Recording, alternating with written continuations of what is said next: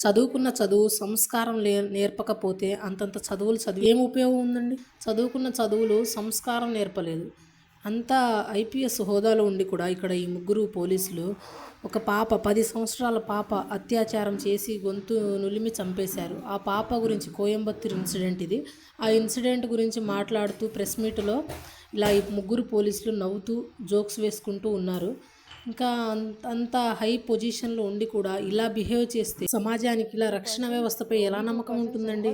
వీళ్ళు ఇలా బిహేవ్ చేస్తే అది ఎంత సున్నితమైన మ్యాటరు, ఎంత సున్నితమైన మ్యాటర్లో ఎలా బిహేవ్ చేయాలో కూడా తెలియనప్పుడు అంతంత చదువులు చదివి ఏం ఉపయోగం అండి? ఊర్లో కూలీ పని చేసుకునేవాడు మంచిగా వ్యవహరిస్తున్నాడు సందర్భాన్ని బట్టి. ఏ సందర్భంలో ఎలా బిహేవ్ చేయాలో తెలియనప్పుడు ఎందుకు ఆ చదువు? ఇది తెలిసి మన సీఎం సార్ విజయ్ తలపతి గారు వీళ్ళని ముగ్గురిని సస్పెండ్ చేయడం అయితే జరిగిందండి. మీరేమనుకుంటున్నారో మీ అభిప్రాయాన్ని కామెంట్ చేయండి.